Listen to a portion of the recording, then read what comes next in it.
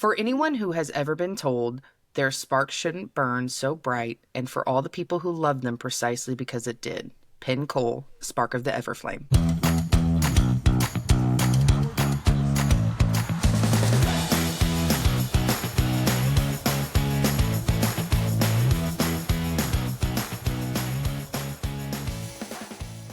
Welcome to Booked with Jess, a podcast where two readers named Jess yap about their current reads and their favorite books. I'm Jess W. And I'm Jessie. Welcome to our Spark of the Everflame episode. Yay, we made it! We are so excited to talk about Penn Cole's book, Spark of the Everflame. It is a saga that is not currently complete. Books 1 through 3 are out in the world. Book 4 is to be determined. Hopefully this year. She has said multiple times that she's pretty sure it's going to be this year. She just doesn't want to put a date out yet until she's positive. So we don't like that. Give me a date. Listen, saying it's this year is better than not hearing anything at all, like some of our other favorite authors. Sarah. Anywho, today we're going to talk about Spark of the Everflame, share our theories, our favorite quotes, our favorite moments, and just kind of give a general vibe for the first book in the series. It will be spoiler-free for the rest of the series for this episode. So we won't talk about books 2 or 3 at all, or any events that happen in books 2 or 3. We will save that for another episode. So my current read right now is going to be Shield of Sparrows. My current read right now is Spotlight by Rebecca Genshak. This might sound familiar to our first episode that we recorded because we are recording these at the same exact time. Nothing has changed for us. Our next series that we're going to cover is the Windy City series by Liz Tomford. Book 5 comes out in May. It is the last book in the series. We are going to be discussing all 5 of the books, but don't feel like you have to read them all if you don't have time to get there. I do suggest that you do because they are very good. They are a sports romance series that follows a group of friends in Chicago. Top tier. So good. Jess is currently reading the first one. Book 1. I have to read 4 more. Probably reread them all because it's been a minute since I've read them. So I'll probably start rereading them now and then finish with the last book. So going into our spoiler-free section, if you have not finished Spark, currently you're still good. We will tell you when to stop listening. And go into the spoiler section. So obviously we're discussing the first book in the Kindred Curse saga, The Spark of the Everflame by Penn Cole. The Spice chapter is chapter 7. I love how you did that because I would have never guessed it. Ratings 1 through 5. 5. Easy is my rating. Definitely a 5 as well. Goodreads was only 4.19 though. I guess that's not bad for Goodreads. There's a lot of reviews of this on Goodreads, like thousands upon thousands upon thousands. I don't remember how many there were, but there were a lot, and 4.19 is really good for Goodreads, honestly. A couple just general tropes in this one. It is a fantasy. It is a romantasy. Oh my god, there's 180,000 reviews. Yeah, so 4.19 is good. Okay, yeah. It has some enemies to lovers. It has a very unique magic system. And it is a slow burn. Emphasis on slow. In our last part of our spoiler-free section, I'm going to go ahead and read the blurb for you.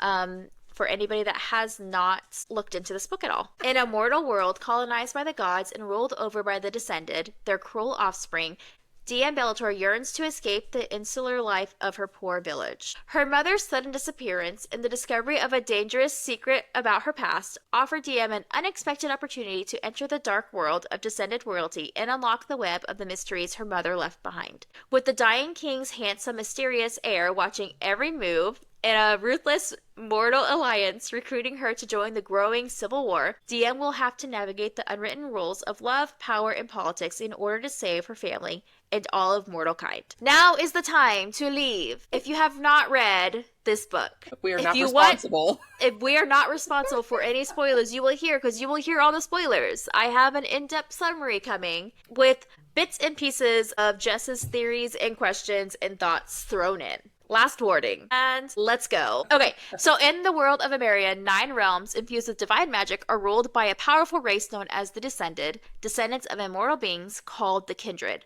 Our FMC, DM Bellator, that is how you say her name, listen to the audiobook, is a mortal torn between her identity as a healer and her growing resentment of the Descendants' power and dominance. So our book begins with a prologue that takes place 6 months before our main story begins, when DM's mother, Aurelie, disappears after DM witnesses an encounter between her and a descended man. During this encounter, an old woman confronts DM and tells her to stop taking the flame root, a substance that is supposed to keep away an ailment that her biological father passed on to her. Fast forward 6 months, and DM listens to this old woman, and her temper suddenly becomes sharper, her emotions more raw, and she starts to notice how much the world's injustices affect her now that her mind is no longer dulled by the drug. She's starting to notice the power imbalances of the world. Her adoptive father, Andre Bellator, for lack of a better phrase, realizes that she stopped taking the flame root and confronts her about it. And in one of the many fits that DM has in this book, she throws all of the powder in the lake. One of the many. Honestly, though. Listen, DM's just got a lot going on. DM, how old is she? I can't remember. I think she was like in her early 20s. I know she wasn't like 18. But so there's just a lot happening for her. I think something, though, that in the beginning they talk about, too, is like her appearance. She has the blonde, like the white hair, basically, really blonde white hair and gray eyes. And a lot of people who don't know her are suspicious of her because she resembles a descended, but she's human. So she says, though, that like everyone who knows her knows that she was born brown eyes and auburn hair. And then when she was like hit puberty, that's whenever her stuff started changing. But that's also when like she started taking that flame root as well. So because she started having visions. Yes, she was a little crazy, you know. So it's like I immediately think, okay, what's wrong with her? Are these visions normal? Are they not normal? Does she have some kind of disease? Like, is this something that she got from her dad? Like, why does everyone want her to take the flame root? Like, so her adoptive dad knows about this. Her mom knows about this. She also has a little brother. Does her brother know about it? Like, is this just a known thing in her family, or is this a known thing in her town? You know, lots of suspicion for me around the drug and around just her whole lifestyle. And then she's also supposed to be like kind of strong and stuff too. She's athletic, she's strong, but she like doesn't really work out. She's not trained to be a warrior. She's a healer. She's not trained to be a warrior, but her dad is like what was he, the Who's general? Like a general, yeah. For the army. He did train her a little bit, yeah. Yeah, so her dad trained her and her little brother how to fight and stand up for themselves and protect themselves. So she's like, she knows how to wield a sword and knives and all of that fun fantasy stuff. Yeah. Yeah. So she's not like defenseless. Yeah, she's a healer, but she's not defenseless. She's fit and strong. Yeah. So something that I didn't mention is in this world of Amerion, the 9 realms each have their own set of magic. So they each have their own thing. At this point, we don't know what each realm has, like what their magic is, but we do know that in Lumnos, which is where she is, the magic is light and shadow. Yeah. Every descendant that has these powers has a different eye color related to that realm. So in Lumnos, the eye color for the light and shadow is blue. So we'll see a bunch of descended that have these blue eyes throughout this book. DM has gray eyes. None of the realms have gray eyes. So she just really has like the white hair, you know? Yeah. She has white hair and gray eyes. All mortals have brown eyes. Colored eyes are only for the descended. Suspicious. So the person who seems to have like a lot of these answers about her is her mother. Yes. But very quickly, her mother disappears. Yes. Like, so right off the bat. Yeah. There's a lot is happening. Like, what is this, page 2 and moms are already disappearing? There's a lot of information. Quick. There's a lot of information in the prologue, for sure. Yeah. And you learn, like, throughout the next couple of books, like, things start making more sense. Okay. But despite her mother always keeping DM far away from anything descended related, which is not suspicious at all, she ends up becoming the palace healer in place of Aurelie. Aurelie was also a healer, and she was the palace healer. We find out because it was in exchange for Teller, DM's little brother, to be allowed to go to the descendant school because he is very bright and she wanted him to have that higher education. She ends up being the palace healer in place of Aurelie after she ended up helping with an incident that occurred at the palace. It's during this accident that DM officially meets His Royal Highness Lord Luther Corbois, Most honorable keeper of the laws, warden of the light, high general of the guard, personal advisor to the crown, prince of Lumnos, realm of light and shadows. The current heir apparent of Lumnos. He's the king's nephew. Any more Let me titles just in there that we missed? twirl my hair as I talk about my number one book boyfriend. That's He so is funny. Luther is currently the heir apparent of Lumnos. He's the king's nephew, and he's who everybody thinks is going to end up with the crown when the king dies. The king is very sick. And they know he's gonna die. They don't actually know who is going to be king next because it goes to whoever is the strongest in the realm. And he's like So- the most powerful though in the realm. Like he doesn't And even have he to is the think most about it. powerful. Yes. Yeah. He has both the light and the shadow, and he literally, like, his power is insane. Yeah. And so she ends up saving, really sketchy way, his younger sister, Lily. And it's all kind of weird and hush hush how it happens because when the young kids in the realm, so when you're an adult descended, like basically nothing really hurts you. But when you're a kid, you're still susceptible to a lot of injuries that could kill you. So she had a little bit more extensive injuries than what they thought. And so she wasn't quite healing like the other kids were. Then all of a sudden, DM was able to like do some kind of miracle to heal her. So Luther's super suspicious of her. He's like, that was he knows that was a bigger injury than what it was. So he's immediately suspicious. But also at this point, with DM's mother's disappearance, she realizes because of the scar on Luther was the one having a conversation with her mom, kind of like hush hush in the apothecary, or healer's quadrant, like this is fourth wing or whatever, whatever it's called, like the healer station or something. And she's like, this was the weird guy that my mom was talking to right before she disappeared. No, it was in an alley. It was an alley. Was it outside the healer's place though? Because wasn't she headed to the healer's place or something like that? You keep talking. Okay, they were somewhere in the human area of the city. And so she was like, oh, this is a suspicious conversation happening here. And so she didn't know who the guy was, but now that she's seen Luther, she realizes, oh, this is him. So she's suspicious of Luther. Luther is suspicious of her for different reasons. But obviously, they're not going to confront each other. That's too much. So since her mother is missing, she takes her place as the healer in the castle, helping. And this is like her first like mission in the castle to help the sister. And obviously she does like a really good job. It's a dark alley. Yeah. It's a dark alley? Okay. Yeah, if I'd had the courage to step forward into that dark alley that day and hear the words that the handsome, scar-bearing stranger whispered into my mother's ears, perhaps one of us or all of us might have died a great deal sooner. Okay, so it was an alley. So... it's suspicious, though. Everyone's suspicious of each other now, as they should be, because no one can be trusted, obviously, here. So then she goes back, to her normal healer life, and then we meet Henry. Collective sigh. So Henry is DM's childhood friend and sometimes romantic partner. He proposes a short trip to Fortos, which is one of the other realms. DM hesitates, but then she decides to go, hoping that she can learn some information about her mother, who used to be part of the Fortos army. She knows that she has some connections there, so she's hoping she can ask some people and figure out if they've seen her mother. Because DM still is really thinking that her mom's alive, she's just missing. A lot of the people in town think that she's dead. But her father seems to think she's still alive. Henry seems to think she's still alive. DM seems to think she's still alive. During this trip, a lot takes place, including DM using magic again on accident to kill a wolf that was attacking her, somehow, being proposed to by Henry, finding out that Henry is part of a secret club called the Guardians with matching tattoos. She learns why Henry chose to join the Guardians, and then he asks her to join the rebellion. Like, I don't even understand. I felt like this whole trip to Fortos was like kind of out of pocket because I don't even feel like she likes DM or she likes Henry. Like him proposing was I feel this like a it's just comfort. What? I think it's just comforts. I think that they've been friends for so long. He's been a part of her life. He sees himself as a big brother to Teller, DM's little brother. Teller doesn't see it that way. Yeah, I don't feel like Teller really likes Henry. No, but I think that like they've just been friends for so long and it's just like comfortable for them. Mm-hmm.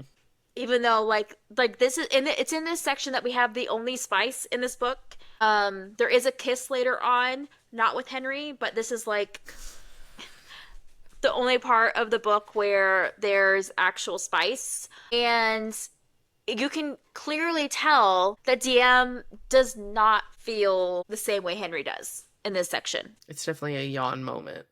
But it's definitely like everybody expects them to get married. So they just might as Everybody, well. yes, exactly. And I think that DM's changed a lot over the last 6 months since her mother passed, especially since she stopped taking the flame route.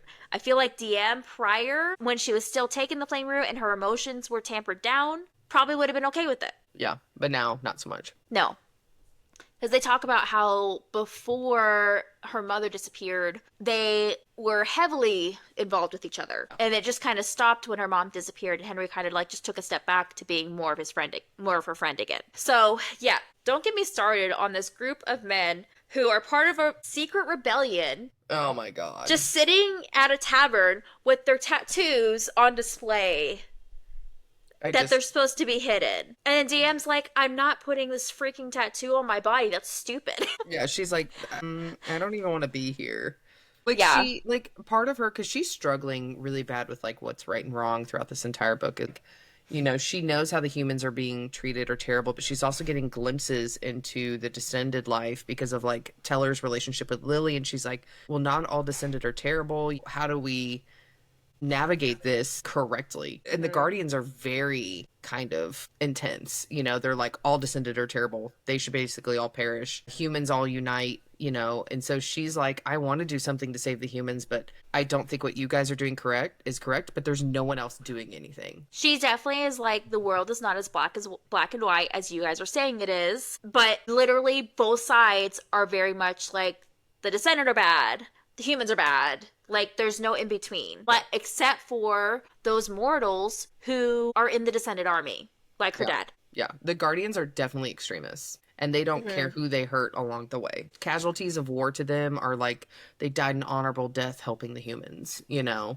And it doesn't matter, man, woman, child. Speaking of them not caring who they hurt along the way, after DM is asked to join the Guardians, we see that she ends up coming across this mom with a little kid in an alley. She's always in an alley for some reason. But there's a descended man attacking them. And the descended man is trying to unalive them because the kid is his half-mortal child. The kid is like 4, I think. So the mom hid him from the dad because the law is that half-mortal children have to be unalived. And this usually happens unless if the mother hides them, because it is usually the mother who is mortal in these situations. I still don't understand why they did that. In that moment, though, like, I felt like it was just racist, though. I felt like it was like, we don't want to mix the bloodlines, is how I felt. That is the vibe that's definitely given, and how I think that's what we're supposed to be led to believe. Yeah, is that it's not supposed to be. You just don't do that. Yes. So during this whole situation, she tries to save this child. It was too late for her to save the mother. She tries to save the child, ends up using magic again somehow, even though she's not magical. And crazy after how this keeps happening. I know. And after this incident, she unfortunately is not able to save the child. And this sparks her hatred and kind of like is what tips her over to being willing to join the Guardians. Yeah. So she agrees to, she's still a healer at heart and she does not want to harm anybody. And the Guardians definitely don't care about harming people, but she agrees to gather information from one of the ruling houses of Lumnos, House Bennett, if the opportunity arises. Miraculously, magically, the opportunity arises when a young child ends up sick, and our healer friend DM took entirely too long to realize that it wasn't just a coincidence that this kid was sick, because poisoning a child is always the answer in a rebellion. Of course. Duh. Yeah. Oh, DM was during this situation where she is healing this child, she realizes that the kid was given a flower that is very poisonous, and she makes the kid feel better, heals her, whatever. But DM was able to gather information about the Bennett Armory. I think it's Bennett. I think I'm saying that right. That looks right. But this information is later used to bomb the armory. Literally. Like, what are we doing? Yeah. These and Guardians DM, are like Wild Wild West out here. No, really. And DM is very anti-violence. Like, she joined a rebellion group, but it's fine. She's anti-violence. So she sees that the armory is on fire and hears about this bombing, and she immediately rushes to the armory to try and help as a healer. Along the way, she runs into Henry and 2 of the other Guardians, and they try to stop her, and she, like, acts like she's weak and gonna go away, and, like, kind of, like, so they let their guard down, and then she runs away so that she can go help. Oh, that was, like, the weirdest part, too, because I was like, are they really going to try to stop her? Or are they going to, and then I thought she was going to like kind of fight him, but she kind of tricked him rather instead. But Yeah. I mean, because part of her is like, I think this is anybody who's probably a nurse or a doctor, even in kind of real life, is like, you take the oath very seriously to where it doesn't matter who you're helping, your job is to help. So Yes. she's like, I didn't realize it was going to be this bad. So she gets a first taste of what the Guardians are really like. But then also she's like, I don't care if it's descended or not. I have to help. Someone needs my help and I'm going to help them. Yes. So she's just very caring, which I think is Yes. a great character trait. I agree. It is definitely for what ends up happening to her. Yeah. So she runs away and goes to the army to try to help as a healer. She doesn't have her healing bag because she left it behind when she escaped Henry and his goons. But she once again runs into my boyfriend, Prince Luther, at the armory. My man. So, but it's probably a good thing though, because she convinces Luther somehow to let her crawl into this armory that is literally like on fire and there's like weapons in here. And she crawls into it to try to save people because she's the only one small enough to go into there. And as she is leaving the burning armory, after she almost gave up, she's in the armory and she's to the point where she was giving up and she was just gonna lay there and let her end happen when a voice speaks to her and tells her to fight. And she listens to that voice, so she starts to work her way out of the armory. And as she's leaving the armory, she makes eye contact with Luther. They both get pulled into a vision of them on a battlefield together, making eye contact, and then they put their hand over their heart. I think it's in a fist. I think it's like this. And then she comes out of this vision, and then she gets hit on the head with a beam that falls. So Luther has to save her. And he picks her up and he takes her to his room at the palace. Well, duh, one bed. One bed at the inn, man. Like, it's not like it's a palace with 50 rooms. He's got to take her to his room. I love it. So he takes her to the palace so that she can recover. And he has his cousin Eleanor bathe her and dress her, specifically in pants because she prefers pants. And then Which he is stays. weird for Descended because they're always in these, like, especially the women, these beautiful gowns and intricate, Yes. sexy outfits and everything like that. So Yes, the pants but is she not can't, normal. But she can't move in a gown. She likes to be able to move. For her yoga lattes later that she does. But then he stays by her side all night long and just watches over her. She wakes up and he begs her to check on King Ulthar, who's dying, because that's exactly what she wants to do when she almost died herself. Anyway, his condition is declining, so she goes to check on the dying king because that's going to end super well for her as somebody who has not had the greatest track record with descendants. While she's checking on him, Luther leaves her in the room alone with the king because he has to go take care of something. And the king wakes up and he says, "They told me you would come for me. They told me your blood would shatter our stone and lay waste to our borders. I am not afraid, devourer of crowns, ravager of realms, herald of vengeance." Then a female voice takes over possession of Ulthar and says, "Give him our gift, daughter of the forgotten. When the end has come and the blood has spilled, give our gift to my faithful heir and tell him this is my command." So this... Not ominous at all. No. And it wasn't a quiet exchange. It was very loud. And the guards rushed in and accused Diem of attacking the king. Luther looks at her like she's suspicious. He doesn't believe her. He doesn't know what to believe. And our girl Diem does not like this change in his attitude of him being like, "Are you okay?" to "What did you do?" So she storms off again because she likes to storm off. He chases after her, says he knows she didn't harm the king, but he still doesn't trust her, and then kisses her. That's, and then she like holds a knife to his heart and like she's like literally like threatening to stab him while they're making out. It's definitely a hate kiss. And then Luther tries for the 100th time to get Diem to admit that she isn't mortal, but she denies it again because that's what she does. And he's realizing, maybe she doesn't actually believe she's in that full she's not. denial. Yeah, she's in full-blown denial. So on the way home, she goes by Henry's house and finds out that he knew the Guardians poisoned the little girl. So he was in on it the whole time. He knew that this was happening. He knew that they were going to bomb the armory. So Diem tells Henry that she wants out of the Guardians and asks him to run away with her. He says no and follows it up by insulting her father, saying that her father is just a descended puppet. He's going to end up being called back to the war. He's already agreed to help them. Diem doesn't like any of this, so she storms off again. goes back home, fights with her father. She tells him that he isn't her father. I cry. And he kicks her out of the house. I cry again. Her brother, Teller, goes with her because he's a supportive king. And while they're leaving Lumnos, because like they're running away, I guess. I don't know. I honestly don't remember where they're going, but they're leaving the house because she's kicked out. And while this is happening, the king dies. The magic of the forging places a floating crown over Diem's head, making her the new queen of Lumnos. The end. She really like waited to the last second to say like, okay, yeah, no, really, she's descended. Like, surprise. But we all knew it, but then we're like, she kept giving us reasons to doubt it though. And I was like, she has to be. There's no way she's not. Yeah, with all of the magic, because like it started with her talking about her visions, and then she made the wolf go poof. Yeah. Which I remind me to talk about that in our Later. next episode, because spoilers for the rest of the books will come with that conversation, because there's something that was brought up on another podcast that we're all fans of, that I need to talk about. Anyway, and then she saves the mortal boy, or tries to save him. Yeah. Like she like stops the descended man from attacking her, and he like freezes. She sets Lily's bones, even though descended bones are like super super strong, and it like they can't be set by mortal hands because they're not supposed to be strong enough to do it. Yeah.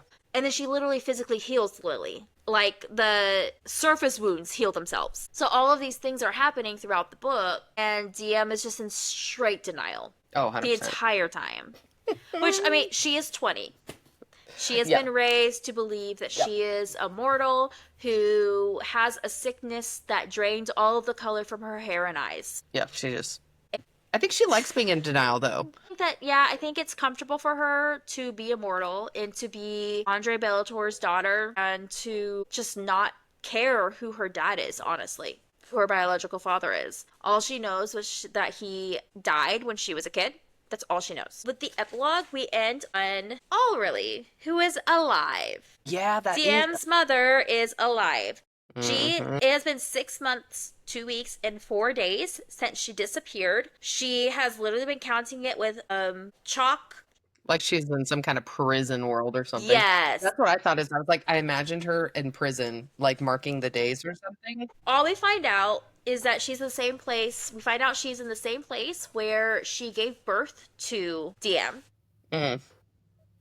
We don't really know anything past that, except that it is like there's nobody there, except that she is calling out, seeing if somebody else is there, and she doesn't see them. So she says, he's gone, dead, you killed him, you're safe, and so is she. So we'll find out later what that means. But she's on this place, this abandoned place, and the ground beneath her began to rumble, and she staggered forward at the sudden movement. Her hand flew out to steady herself and landed on a short pedestal in the circle's center, topped by a hunk of glossy, smoky rock. Far in the distance, she heard a series of long, piercing cries, their distant, inhumane nature cutting through the fog of her pain. The obelisk she had been looking at moments ago had gone dark, the symbol at its center fading to shadow. The cauldron at its peak now held only wisps of smoke. The king was dead. After 6 months, 2 weeks, and 4 days of waiting, of being apart from her family, of retracing the steps that haunted her, the king of Lumos was finally dead, which could only mean one thing. In 30 days, Aurelie Bellator was going home. Oh.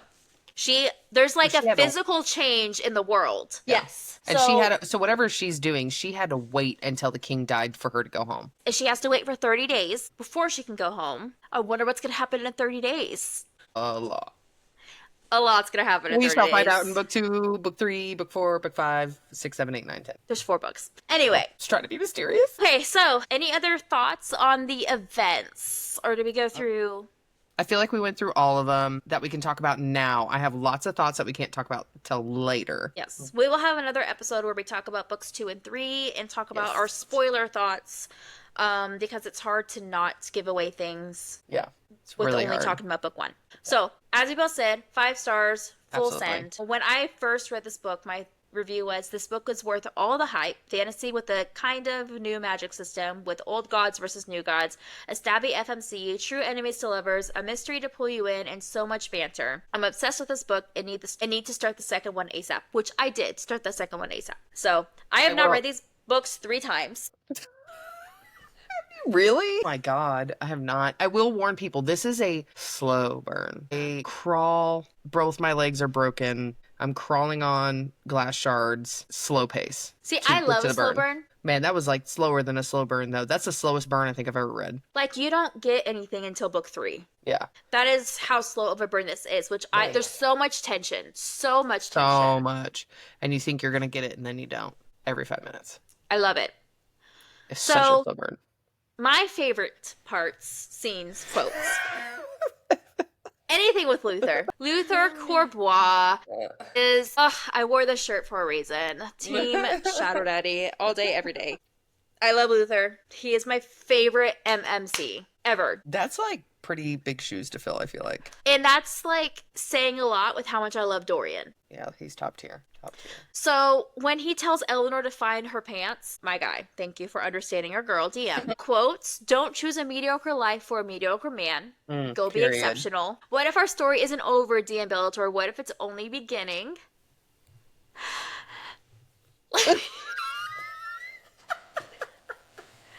Let me die with the taste of you on my lips. Yeah. See, you get so much top tierness, and then you have to wait so long. I That's love what it. I'm like. And then my favorite thing in a fantasy book. And soft. I was surrounded by softness, a nest of it, tucked into me on all sides. It smelled heavenly, masculine, fresh, earthy moss and damp cedar, old tan leather with a peppery musk. It smelled like my beloved forest. It smelled like home. His bedroom smelled like home.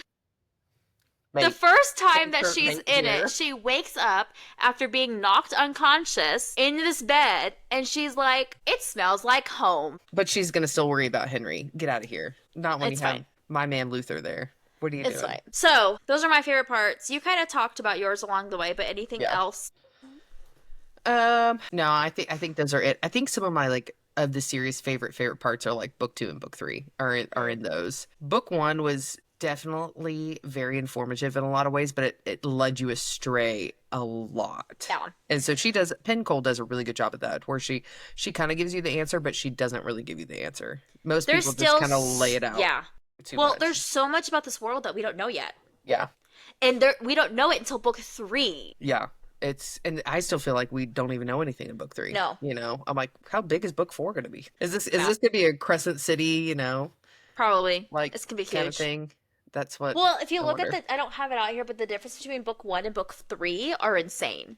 Yeah, book 3 is really big too. So I'm so glad that I kind of skipped other books. My TBR just, glaring at me. Yeah. To go into that series. It is such a really good series. It's kind of crazy that when we all find a series that everybody's collectively liking and there's already 3 books out. Like, how was it this long for us to discover this series? It's unfortunately something that happens frequently with indie published authors. Yeah. Because she was indie published for years and years. Like, what year did this come out? 2021. She put out the first 3 books in like a year and a half. And she indie published them. Yes. Well, I think it's the publisher. So I think that if she was still indie publishing, she would have released it by now. But I think that her publisher is making her wait. Yeah. Yeah, probably. So that is my theory on it, is they're making her wait to announce when book 4 is coming out. But I do think it's going to be this year. I don't think that Fantasy Fangirls would have started their deep dive on it if it wasn't going to be this year. Agreed. Because I don't see them stopping after book 3, doing another book or series, and then going back to book 4. Agreed. It would make more sense for them to be able to just jump right into book 4. Yeah. So that is my thought on it. And they just started their book 1 2 weeks ago. So Monday will be episode 3 for book 1, and they're doing 5 episodes for book 1. Yeah. So if you want a deeper dive, highly suggest Fantasy Fangirls. They are my go-to for deep dives. They are so good. Lexi, Nicole, literally, like, it's what they do for a living. And they are so smart, and they find all of the connections. It is not spoiler-free. It'll give you spoilers throughout the whole series, but the connections they make are just brilliant. I haven't even listened to it yet. I definitely need to. You need to. It's so good. Yeah, so I don't know. I want to do the 1-star reviews. These are my favorite. Okay, so I also enjoy the 1-star reviews. If listening to 1-star reviews triggers you, please leave. Thank you for joining us. We love this book. 5 stars. There is something about a 1-star review of a book that you love that is just funny. And like, It's some of them are just too funny to not notice. I occasionally do this trend on my Bookstagram just because it's insane some of the things people say. The one that everybody always puts on every big known book talk book and they hate it. I've never trusted book talk again. I can't believe someone looked me in the eye and recommended this book to me. With a lowercase I specifically put that exactly how it was on Goodreads. They didn't capitalize the I. This book was more disappointing than my ex. I liked that one. That one was really funny. And the last one I pulled was I would rather put a staple gun to my hand repeatedly than have to spend another second in DM's insufferable head. They're so bad. Some of my favorite ones, I just saw this one, is like DNF'd at 57%, 1-800 garbage. Did I read the same book as everyone? Because I don't understand the hype this book is getting. This was I mean, this thing is huge. Like, yeah. But that was like too much. I really wanted to push her and finish it, but I finally had to put the book down. And she just goes and tears the book apart. And I was like, you spent a lot of time doing that. Yeah. I probably would have liked this book if I was 13. I'm like, I don't understand where they got, like, where they got that. I don't understand. I don't understand people that have like those types of opinions on these books. Like there are enough of us that love it that it still has a 4.17. Is it 17? Yeah. Well, I think 4.19 Goodreads rating. Yeah, I think based off a lot of this, someone says like, "What the heck, DNFing this because I was promised magic and enemies to lovers and fun fantasy, and I'm halfway through nothing." People don't give it enough time. They don't want the slow burn. They want a slow burn, but they want a slow burn within the first book. And so I think some people are really there for the smut of a book, which I can respect that. But you need to you're not going to get a really good plot book. So there's very few authors who can do both. But Penn Cole is definitely more of a plot-driven author. It's the same people that, let's not drop the books, the same people that say that this isn't good because there's not enough plot development or whatever, are the same people that said this isn't good. Yeah, crazy to me. Like, I don't understand it. But if that's what you're looking for, though, too, just be honest about it, and we can recommend those books. If you're like, you know what, I just want schmut, I got you. I will tell you, but they are going to be the worst plot books probably ever. It's hard to find a good balance, and I think the ones that are a really good balance, we all have already read before. Go reread. Read your chapter 54 if you need to. Like, go reread. This is not the book for you. No, it's not. This slow burn is 3 books long. You're going to be over 1,000 pages in before you get anything worth anything. Because I feel like chapter 7 with Henry does not count. No, it doesn't count. And yeah, you don't get anything until book 3, and it's like far into book 3. Otherwise than that, I definitely say it's a 5-star. 100%. Really good plot, and you have to earn the plot. So you feel like you know what's going on, but you actually don't. And so, because the world is much more complex than what we realize it is in book 1. I love how she introduces the world in these books because it's not just like info dumping. It's like, let's start at this holiday that explains some of the world that we're in. Yeah. And that's how she explains the difference between the mortals and the descended. I'm like, is this Disney? It's either descendants or descended. So it's how she explains the difference between the mortals and the descended. I think it's brilliant because it's not just like an info dump. I hate when a fantasy book info dumps on you.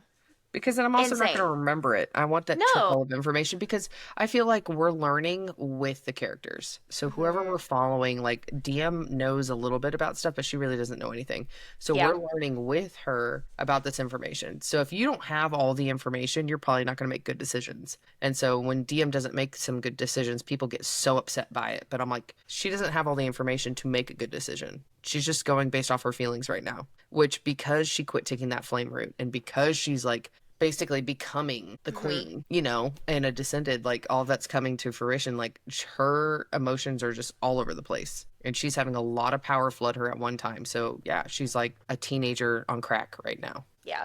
She's not gonna make good decisions. She's literally 20. But literally if she was gonna make all the right decisions, we wouldn't have much of a book. I think people always act surprised when the main characters don't make the right decision. And I'm like, that's literally every book ever. She's flawed. We're in her head. I don't want a perfect main character because it's not relatable. Yeah. It's like watching a horror movie. You know they're going to make the wrong decision. Yeah. Like, if you don't want that, don't watch them. Exactly. That's how I feel. Anyway. Well, that's all I got. So next episode is book 2. Maybe book 3 too. Maybe book 3 too. Let's see. I feel like it's hard to not... I feel like we just need to do them both because it's going to be hard to talk about one without the other. Yeah, agreed. So Flame and Heat combined or heat and flame, whichever way it goes. Not flame. Heat, Glow. glow. Where did I get flame? I don't know. I don't know where I get flame. I'm making up book titles. Or I don't where know. did I get flame from? I don't know, because the last one is burn, so. I'm not even close. I don't know So what I'm we will talk about glow and flame. Jess, we will talk about glow and heat in our Yep. next episode. And that one will have all the spoilers and all of our thoughts and theories on these books. Lots of spoilers. Our next series, besides Spark, besides the Kindred Curse saga that we will be talking about, is going to be the Wendy City series, if you missed that at the beginning, by Liz Tomford. This is going to be a contemporary romance series. We will try to go back and forth between fantasy and contemporary romance. Yay! Yay! Thank you for joining us. Remember to burn so bright that the darkness trembles.